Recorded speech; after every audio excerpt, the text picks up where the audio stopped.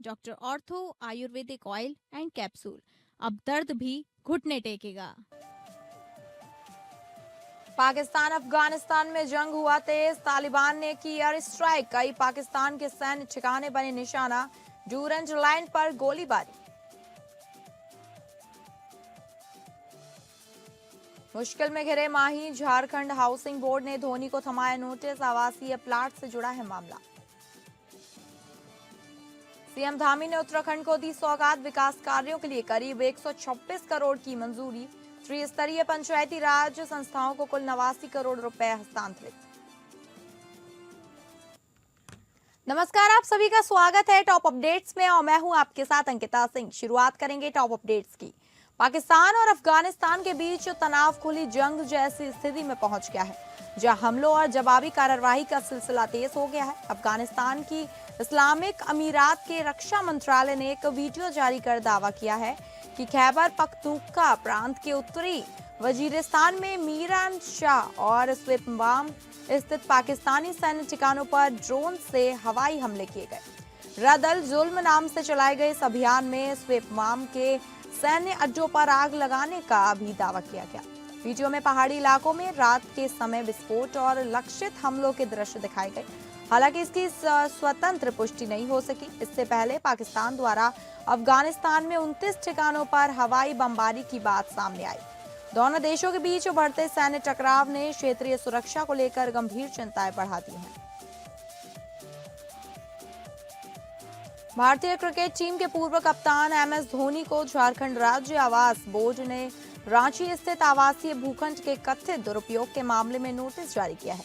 Board के अनुसार यह भूखंड केवल आवासीय उपयोग के लिए आवंटित किया गया था, लेकिन जांच में इसके व्यावसायिक गतिविधियों में इस्तेमाल किए जाने की बात सामने आई, जो नियमों का उल्लंघन है। बोर्ड के अध्यक्ष संजय लाल पासवान ने बताया कि इसी तरह के आरोपों में अन्य लोगों को भी नोटिस भेजे गए हैं और सभी से जवाब मांगा गया है। अधिकारियों ने स्पष्ट किया कि यदि संतोषजनक जवाब नहीं मिला या नियमों का पालन नहीं किया गया तो आवंटन रद्द करने की प्रक्रिया शुरू की जा सकती है। यह कार्यवाही आवासीय भूमि उपयोग से जुड़े निर्धारित प्रावधानों के तहत की जाएगी।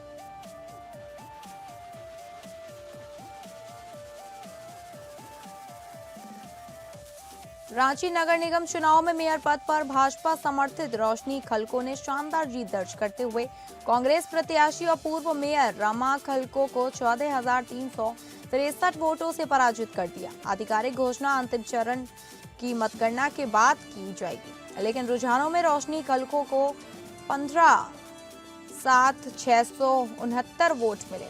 वहीं मानको नगर निगम में सुधा गुप्ता ने अपनी निकटतम प्रतिद्वंदी संध्या सिंह को 18,601 मतों के बड़े अंतर से हराकर जीत दर्ज की। जानकारी के मुताबिक रांची नगर निगम की मतगणना के लिए 10 हॉल बनाए गए थे, जिनमें 9 हॉल में रांची नगर निगम के वोटों की गिनती की गई। चुनाव परिणाम ने स्थानीय राजनीति में बड़ा संदेश दिया है। उत्तराखंड के मुख्यमंत्री पुष्कर सिंह धामी ने धार्मिक पर्यटन, ग्रामीण सशक्तिकरण और आधारभूत ढांचे के विस्तार को प्राथमिकता देते हुए करीब 6.83 करोड़ रुपए की वित्तीय स्वीकृतियां प्रदान की। मां नंदा राजजात की तैयारियों के तहत मार्गों पर अवस्थापना विकास के लिए 3.08 करोड़ रुपए मंजूर किए गए, जिससे चमोली जिले के थराली, कर्णप्रयाग, देवाल और नारायणबगड़ में पार्किंग और विश्राम गृह बनाए जाएंगे। 15वें वित्त आयोग की सिफारिशों के तहत त्रिस्तरीय पंचायती राज संस्थाओं को पहली किश्त के रूप में 89 करोड़ रुपए हस्तांतरित किए जाएंगे, जिसमें जिला, क्षेत्र और ग्राम पंचायतों को अलग अलग हिस्सेदारी मिलेगी। इसके अतिरिक्त 34 करोड़ रुपए विभिन्न विकास योजनाओं, थराली में मल्टी लेवल पार्किंग, टिहरी के घनसाली में बस स्टॉप, पौड़ी के यमेश्वर में मोटर मार्ग, राष्ट्रीय आयुष मिशन की परियोजनाएं, रामनगर पेयजल योजना और नैनीताल के विद्यालयों की मरम्मत के लिए स्वीकृत किए गए हैं। इन फैसलों से पर्वतीय और ग्रामीण क्षेत्रों में विकास कार्यों को गति मिलने की उम्मीद है। उत्तर प्रदेश के मुख्यमंत्री योगी आदित्यनाथ ने सभी अधिकारियों के साथ उच्च स्तरीय समीक्षा बैठक कर वित्तीय वर्ष 2025-26 की प्रगति का आकलन किया। फरवरी माह तक प्रदेश को 1,96,177 करोड़ रुपए की राजस्व प्राप्ति हुई है, जिसे सरकार ने सकारात्मक आर्थिक संकेत बताया है। मुख्यमंत्री ने कहा कि बढ़ा हुआ राजस्व बुनियादी ढांचे, समाज कल्याण, रोजगार सृजन और औद्योगिक विकास को गति देने में सहायक होगा। उन्होंने सभी विभागों को टीम भावना, पारदर्शिता, जवाबदेही और नवाचार आधारित कार्य प्रणाली अपनाते हुए लक्ष्य हासिल करने के निर्देश दिए। होली पर्व के मद्देनजर विशेष सतर्कता बरतने और अवैध व जहरीली शराब के उत्पादन और बिक्री पर पूर्ण रोक सुनिश्चित करने के आदेश भी दिए गए। साथ ही भूमि अभिलेखों के डिजिटलाइजेशन और रजिस्ट्री कार्यालयों के आधुनिकीकरण की प्रक्रिया तेज करने के निर्देश दिए गए। स्वामी अभिमुक्तेश्वरानंद की गिरफ्तारी पर रोक।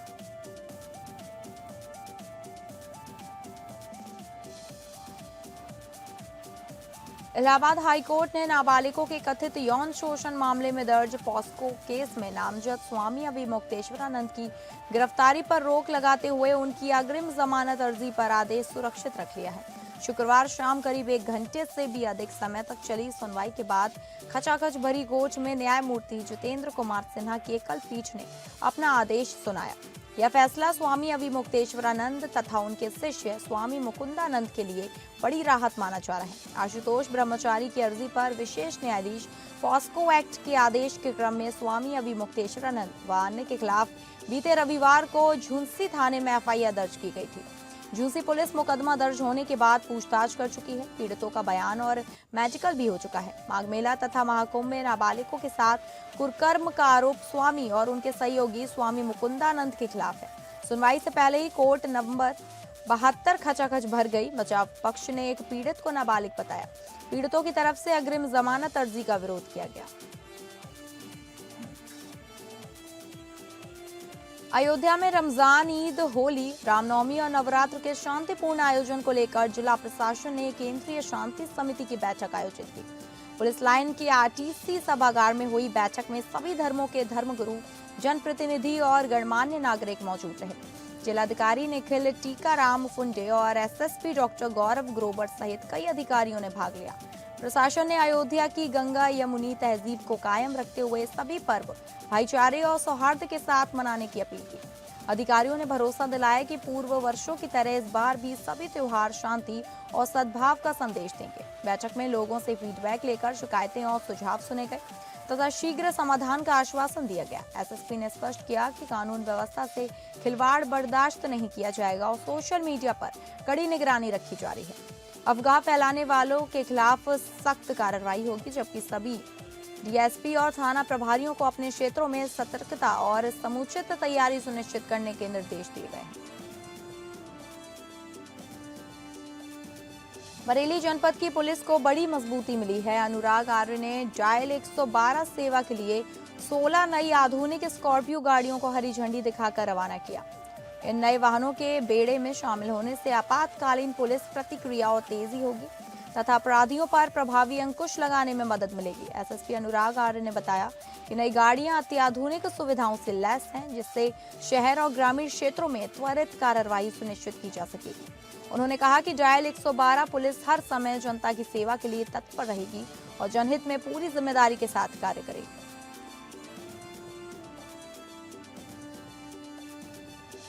फिल्म यादव जी की लव स्टोरी को लेकर विभिन्न स्थानों पर विरोध तेज हो गया। रिलीज से पहले ही इसके शीर्षक पर आपत्ति जताते हुए यादव समाज के लोगों ने इसे सामुदायिक का अपमान बताया और फिल्म पर प्रतिबंध लगाने की मांग की।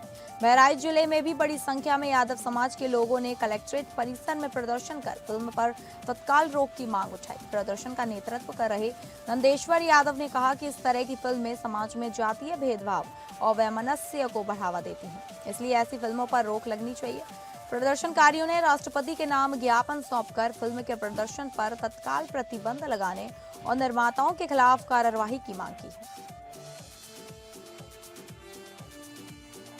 श्रावस्ती के नवीन मॉडर्न थाना क्षेत्र के मलपुरवा अमारे भरिया गांव में एक विवाहिता की संदिग्ध परिस्थितियों में मौत के बाद हंगामा खड़ा हो गया। मायके पक्ष ने ससुराल जनों पर दहेज हत्या का आरोप लगाते हुए थाने में तहरीर दी। बहराइच जनपद के विशेश्वरगंज थाना क्षेत्र निवासी किशोरी लाल ने अपनी बहन राधा देवी की हत्या का आरोप लगाया है। परिजनों का कहना है कि ससुर लाड़मणि जायसवाल, जेठ ननके जायसवाल और जेठानी कन्याकुमारी दहेज को लेकर प्रताड़ित कर रहे थे। आरोप है कि 26 फरवरी की सुबह मारपीट कर गला दबाकर हत्या की गई और तथा गले और शरीर पर चोट के निशान मिले। थाना अध्यक्ष ने बताया कि तहरीर प्राप्त हो गई है। पोस्टमार्टम रिपोर्ट के आधार पर आगे की विधिक कार्यवाही की जाएगी। पुलिस पूरे मामले की जांच में जुटी है। शेरकोट थाना क्षेत्र के मंधोरा मार्ग पर नया गांव रोड स्थित पटाखा फैक्ट्री के पास सड़क किनारे एक गुलदार का शव मिलने से इलाके में हड़कंप मच गया। बताया जा रहा है कि बंदर का शिकार करने के लिए पेड़ पर चढ़ा गुलदार ऊपर से गुजर रही हाई टेंशन विद्युत लाइन की चपेट में आ गया, जिससे करंट लगने से उसकी मौत हो गई। सुबह मॉर्निंग वॉक पर निकले युवकों ने शव देखा और सूचना दी। मौके पर पहुंची वन विभाग की टीम ने जांच में गुलदार को नर और उसकी उम्र करीब 5 वर्ष बताई है। शव को पोस्टमार्टम के लिए भेज दिया गया है और आगे की कार्यवाही जारी है। यूपी के फतेहपुर जिले में बोर्ड परीक्षा की पहली पाली के दौरान फ्लाइंग स्क्वाड टीम ने बड़ी कार्रवाई करते हुए 5 मुन्ना भाई को पकड़ लिया, जो दूसरे अभ्यर्थियों की जगह गणित का पेपर दे रहे थे। कार्रवाई से परीक्षा केंद्रों में हड़कंप मच गया। जांच में सामने आया कि OP Yadav inter college, Mewaram Vidya Gyan inter college और आदर्श उच्च स्तरीय माध्यमिक विद्यालय सीतापुर के छात्रों की जगह अन्य लोग परीक्षा दे रहे थे। हैरानी की बात ये रही कि एडमिट कार्ड पर भी परीक्षा देने वाले फर्जी अभ्यर्थियों की फोटो लगी हुई थी। DIO AS राकेश सिंह के अनुसार पकड़े गए सभी आरोपियों को पुलिस के सुपुर्द कर दिया है। इस मामले में संबंधित विद्यालयों के खिलाफ भी दंडात्मक कार्रवाई की जाएगी। वहीं प्राचार्य समेत 10 लोगों के खिलाफ मुकदमा दर्ज कराया गया है। आगे बढ़ते हैं। झांसी पहुंचे भारत सरकार के केंद्रीय कृषि मंत्री शिवराज सिंह चौहान ने आज पत्रकारों से बातचीत करते हुए कहा कि भारत के करोड़ों जनता के मुकुटमणि और हृदय के हार है। प्रधानमंत्री मोदी जिनके जीवन का हर एक क्षण मां भारती की सेवा में गुजर रहा है। वहीं दिल्ली के पूर्व मुख्यमंत्री अरविंद केजरीवाल का बगैर नाम लिए निशाना साधते हुए शिवराज सिंह चौहान ने कहा, ऐसे लोग जो जमीन पर मुकाबला नहीं कर पाते तो बौखला कर आरोप लगाते रहते हैं। अगर कोई सूरज के ऊपर थूकेगा तो थूक लौट कर उसके मुंह पर ही गिरेगा। कन्नौज के छिबरामऊ कोतवाली क्षेत्र में प्रेमपुर नेशनल हाईवे पर दर्दनाक हादसा सामने आया, जहां सड़क किनारे घायल पड़ी नीलगाय से टकराकर बाइक सवार एक युवक की मौत हो गई, जबकि दूसरा गंभीर रूप से घायल हो गया। दोनों युवक मैनपुरी से छिबरामऊ के विशुनगढ़ लक्ष्मणपुर गांव में अपने मामा के यहां 13वीं संस्कार में शामिल होकर लौट रहे थे। टक्कर के बाद स्थानीय लोगों ने पुलिस की मदद से घायलों को सैन्य अस्पताल छिबरामऊ पहुंचाया, जहां इलाज के दौरान एक युवक को मृत घोषित कर दिया। गंभीर रूप से घायल दूसरे युवक को राजकीय मेडिकल कॉलेज तिरवा रेफर किया गया, जहां उसका उपचार जारी है। पुलिस ने शव को मॉर्चरी रूम में रखकर परिजनों को सूचना दे दी। घटना के बाद परिवार में कोहराम मचा हुआ है।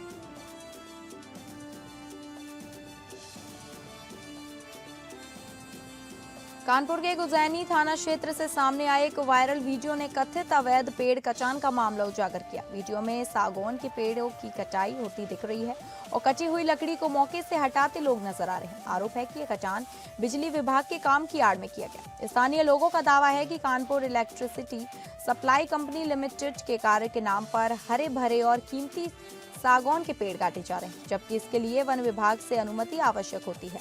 वायरल वीडियो में पेड़ काटते दिख रहे लोगों को लेकर ये भी आरोप लगाए गए हैं कि केस को कर्मचारियों और ठेकेदारों के बीच मिलीभगत हो सकती है। स्थानीय निवासियों ने ही वीडियो बनाकर इसे सोशल मीडिया पर साझा किया, जिसके बाद प्रशासनिक अमले हड़कंप मच गया। बताया जा रहा है कि इससे पहले भी इस इलाके में पेड़ कटान को लेकर पुलिस कार्रवाई कर चुकी है। अब बड़ा सवाल ये है कि क्या वायरल वीडियो के आधार पर दोषियों के खिलाफ सख्त कार्रवाई होगी? क्या केस को अधिकारियों की भूमिका की जांच के दायरे में आएगी? मुंबई की विशेष अदालत ने 25,000 करोड़ के कथित महाराष्ट्र स्टेट कोऑपरेटिव बैंक घोटाले मामले में बड़ा फैसला सुनाते हुए उप मुख्यमंत्री अजित पवार और उनके परिवार को राहत दी।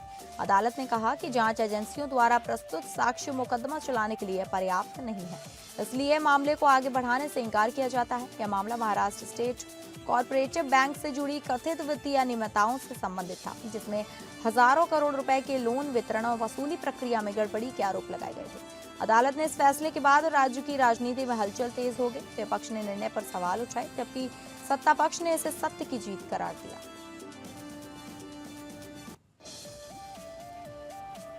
देहरादून से ऊर्जा विभाग की बड़ी खबर सामने आई है, जहां पीसी ध्यानी को power transmission corporation of Uttarakhand limited यानी पीटीसीयूएल के प्रबंध निदेशक पद से हटा दिया गया है। गैर टेक्निकल व्यक्ति को एमडी बनाए जाने के खिलाफ हाईकोर्ट में याचिका दाखिल की गई। कोर्ट के आदेश के बाद यह कार्रवाई की गई। फैसले के बाद ऊर्जा विभाग में हलचल तेज हो गई। शासन ने तत्काल प्रभाव से पद में बदलाव लागू कर दिया। अपर सचिव ऊर्जा मेहरबान सिंह विष्ट को अतिरिक्त जिम्मेदारी सौंपी गई थी। अब विभाग में आगे की प्रशासनिक प्रक्रिया पर नजर बनी हुई। धर्मनगरी हरिद्वार में जूना अखाड़ा के संतों ने अनोखे अंदाज में रंगों और गाय के गोबर से होली खेलकर आस्था और परंपरा का संदेश दिया। जूना अखाड़ा स्थित माया देवी मंदिर प्रांगण में जूना अखाड़ा और निरंजनी अखाड़ा के संतों ने भजन कीर्तन के बीच एक दूसरे को रंग और गोबर लगाकर उत्सव मनाया। अखिल भारतीय अखाड़ा परिषद के अध्यक्ष रविंद्र पुरी ने कहा कि गोबर होली सनातन परंपरा का प्रतीक है और गाय का गोबर पवित्र माना जाता है, जो प्रकृति और पर्यावरण संरक्षण का संदेश देता है। वहीं परिषद के महामंत्री स्वामी हरिगिरी महाराज ने कहा कि होली संत समाज को एक सूत्र में बांधने का पर्व है और गोबर होली के माध्यम से समाज को अपनी जड़ों से जुड़े रहने और प्रकृति के साथ सामंजस्य का संदेश दिया जा रहा है। बॉलीवुड की बहुप्रतीक्षित film the Kerala story 2 goes beyond को लेकर एक बड़ा विवाद खड़ा हो गया। फिल्म की रिलीज से पहले ही केरल हाईकोर्ट ने इसे प्रदर्शन पर 2 सप्ताह के लिए रोक लगा दी है, जिससे मेकर्स और वितरक के बीच कानूनी लड़ाई तेज हो गई। यह फिल्म द केरला स्टोरी का सीक्वल है जिसे पहले ही रिलीज की तारीख मिल चुकी थी, लेकिन कोर्ट के फैसले के चलते अब इसकी रिलीज चल सकती है। कोर्ट के रुख के कारण फिल्म की टीम ने अपील दायर की है और फैसला अभी सुरक्षित रखा गया है, जिससे फिल्म की रिलीज को लेकर बॉलीवुड फैंस में अनिश्चितता बनी हुई है। कुछ रिपोर्ट्स के अनुसार फिल्म ने शुरुआती दिनों में बॉक्स ऑफिस पर मामूली कलेक्शन भी किया है, पर कानूनी बवाल के कारण अब इसकी आगे की व्यावसायिक गतिविधियां प्रभावित होने की पूरी संभावना है। फरवरी 2026 बॉलीवुड के लिए दर्शकों के लिए उम्मीद के एक अनुरूप साबित हुआ है, नहीं हुआ। ट्रेड विश्लेषकों की रिपोर्ट के अनुसार इस महीने में दिखाने के लिए कई फिल्में रिलीज हुई, जैसे ओ रोमियो 2, तू या मैं, 80 और 2 दीवाने शहर में, लेकिन इन सब का बॉक्स ऑफिस पर प्रदर्शन अपेक्षाकृत कमजोर रहा। विशेष रूप से ओ रोमियो, जिस पर काफी उम्मीदें थीं, इसने दुनिया भर में लगभग 100 करोड़ का कलेक्शन किया, जो उसके बजट के हिसाब से अपेक्षाकृत संतोषजनक नहीं माना जा रहा। वहीं तू या मैं और अन्य शीर्ष फिल्मों ने भी केवल मामूली कलेक्शन किया, जिससे महीना अधिकांश कमजोर साबित हुआ। इस मंदी के कारण फिल्म निर्माता और वितरक अब अपनी रणनीतियां बदल रहे हैं, ताकि मार्च अप्रैल के लिए बड़े प्रोजेक्ट्स और बेहतर मार्केटिंग के साथ वापसी सुनिश्चित की जा सके। वहीं बॉलीवुड में LGBTQ+ प्रतिनिधित्व पर कॉनकोमा सेन शर्मा की चुनौती।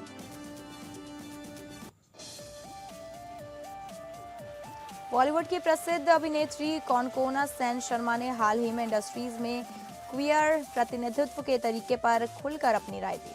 उन्होंने कहा कि बॉलीवुड में अक्सर समलैंगिक या क्वियर किरदारों का इस्तेमाल मजाक या हास्य के लिए किया जाता है, जबकि इनकी पहचान को एक वास्तविक संवेदनशील अनुभव के रूप में दिखाया जाना चाहिए। यह टिप्पणी उनकी आने वाली नेटफ्लिक्स थ्रिलर फिल्म एक्यूज्ड के प्रचार के दौरान आई, जिसमें वह प्रमुख भूमिका निभा रही हैं और जो आजकल ताज़ा चर्चा में है। कॉनकोना का कहना है कि इंडस्ट्री को सिर्फ मुद्दों को दर्शाने से आगे बढ़कर प्राकृतिक रूप से क्वियर पात्रों को कहानी का हिस्सा बनाना चाहिए, ताकि वास्तविकता और सम्मान दोनों दिख सके। यह बयान बॉलीवुड में प्रतिनिधित्व और विविधता के मुद्दों पर एक महत्वपूर्ण बहस को जन्म दे रहा है और अगले कुछ महीनों में इस पर और चर्चा होने की संभावना है।